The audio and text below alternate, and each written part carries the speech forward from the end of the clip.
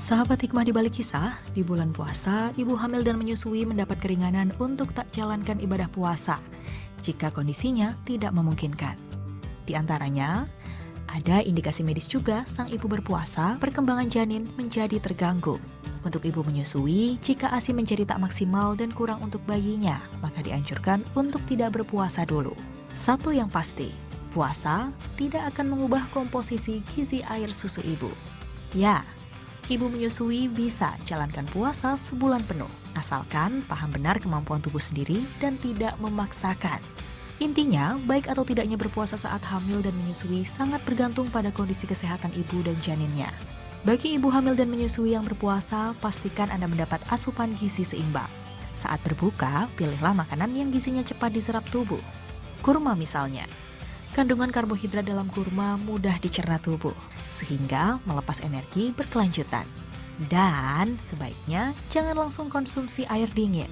Demi menjaga tetap segar dan bugar, jangan pernah lewatkan mengkonsumsi buah dan sayur kaya serat. Hindari pula minuman bersifat diuretik atau yang cepat memicu buang air kecil, seperti kopi dan soda. Terakhir, pastikan Anda selalu berkonsultasi dengan dokter. Ibadah lancar, Anda dan buah hati juga tetap sehat.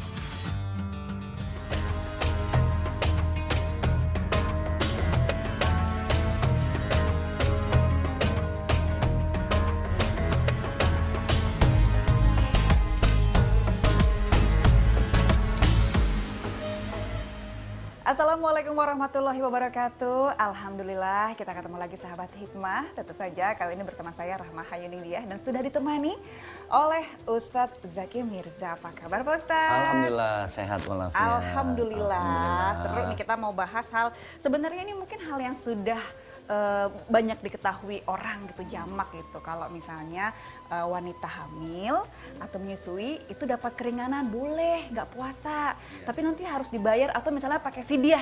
Nah, soal fidyahnya ini juga nih Pak Ustadz nih yang kadang-kadang, kalau itu kan udah paham, tapi sebagian ada yang mungkin belum paham. Nah, gimana Pak Ustadz aturannya? Bismillahirrahmanirrahim. Alhamdulillah, assalatu wassalamu ala rasulillah, la haula wa la quwata illa billah, amma ba'd. Laki-laki dan perempuan itu diciptakan dengan takdir dan fitrah yang saling berbeda ya. Itulah kenapa Rasulullah beliau bersabda ketika ditanya oleh salah seorang sahabat, "Ya Habibullah, wahai kekasih Allah, siapa orang yang pertama kali harus aku muliakan?" Rasul menjawab, "Ibumu." "Siapa lagi?" "Ummuka." "Siapa lagi Rasul?" "Ummuka." Baru setelah itu abuka. Berarti kan ibunya 3 kali, bapaknya hanya 1. Ada orang yang nanya, "Kenapa Ustadz kok sampai 3 kali?" Karena memang ternyata Rasulullah begitu menghargai wanita. Karena wanita itu dia yang hamil, kemudian melahirkan dan menyusui. Fitrah inilah yang pada akhirnya membuat para wanita ini dapat dispensasi, keringanan. Bahasa Arabnya itu rukhsah. Rukhsah itu sesuatu yang tidak dibebankan. Karena apa? Karena fitrah. Tapi walaupun tidak dibebankan, ada sesuatu yang harus diganti. Ada dispensasi tapi ada kompensasi. Nah, contoh misalnya, "Aduh Pak Ustadz, saya bulan Ramadan nggak puasa." Nah, kalau sudah berbicara tentang tidak berpuasa karena fitrah tadi, maka di sini ada yang namanya qadha, ada yang namanya fidyah. Qadha itu artinya mengganti puasa yang tidak kita laksanakan di bulan Ramadan. Ini harus mutlak diganti dan hitungannya sampai nanti kita mati. Jadi tidak ada sesuatu yang membuat puasa ini bisa tidak diganti, nggak ada. Harus ada kompensasinya tadi. Misalnya qadha itu adalah mengganti puasa yang tidak dilakukan, tenggat waktunya panjang nih Mbak.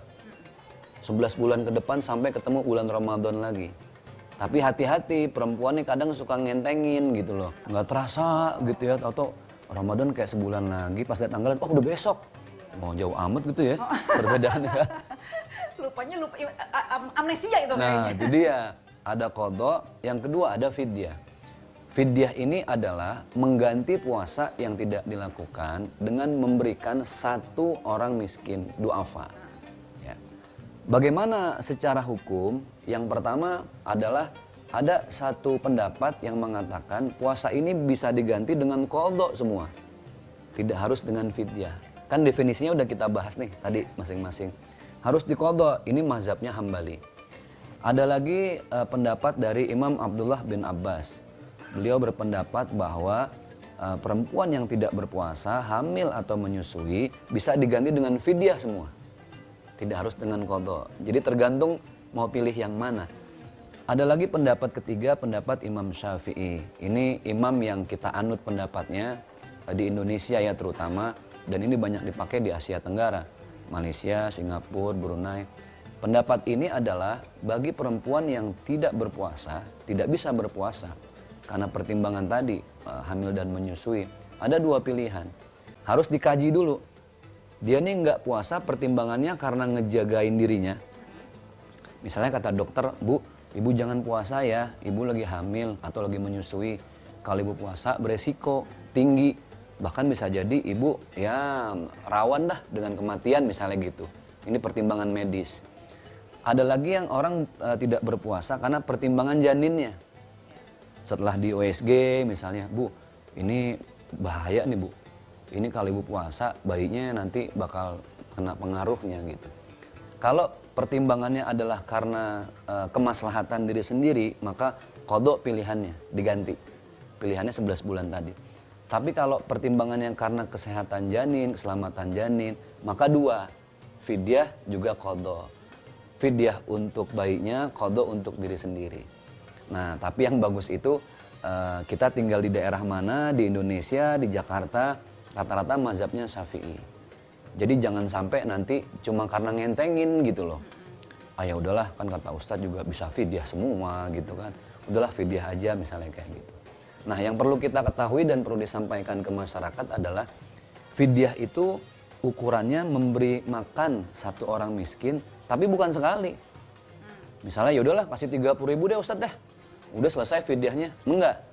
Tapi tolak ukurnya, parameter fidyah itu adalah memberi satu makan orang miskin, terhitung juga kita makan berapa kali.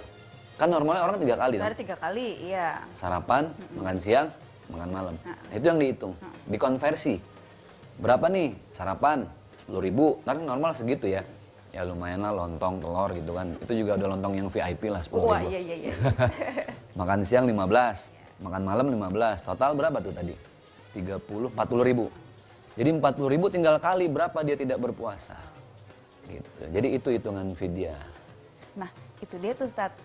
Kadang-kadang biasanya tuh kita inget dispensasinya, nggak inget konsekuensinya, Iya, ya kan? betul. Berarti 11 bulan itu ya kita tenggat waktunya segitu, nggak bisa Ustadz ya kita bayar gitu di tahun berikutnya. Untuk misalnya punya utang puasanya 2019 nih Pak Ustadz, tapi kita baru bayar utang puasanya itu di 2022 atau 2030 gitu, nggak bisa Ustadz ya? Kalau masih hidup. Oh iya ya Pak Ustadz ya.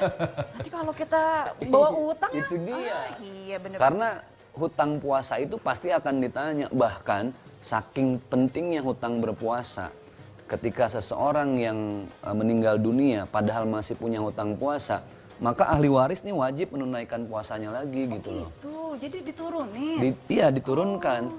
Misalnya gini, ada teman ibunya meninggal, jelas-jelas ibunya wasiat nih, saya masih belum qadha puasa nih seminggu, meninggal, wajib tuh dia mengqadha puasa ibunya. Yang baru mau aku tanyain nih Ustadz, kalau misalnya dia qadha pun nggak bisa karena mungkin karena alasan kesehatan, Iya. fidyah juga nggak mampu. Jadi udah lemes. Aku kudu piye, iya udah lemes, Iya. terus duit kayak di dompet pas-pasan gitu, gimana Ustadz ya? Qadha nggak bisa karena kesehatannya. Iya.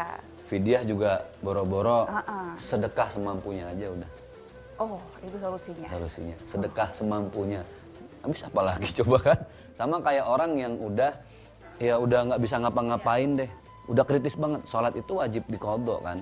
Bagi orang yang sakit juga wajib mengqadha. Tapi kalau udah koma, udah nggak bisa ngapa-ngapain, udah nggak bisa gerak mata, maka ma'fu anhu, dimaafkan. Tidak ada lagi kewajiban bagi dia untuk sholat. Ustadz Zaki nanti akan menjawab satu pertanyaan dari jemaah hikmah juga, yaitu soal ini Ustadz, ini juga penting nih, sekarang lagi disorot, yaitu tentang kesehatan mental, bisa karena dia dibully atau tekanan dan lain-lain. Kita akan bahas usai jeda, jangan kemana-mana sahabat hikmah.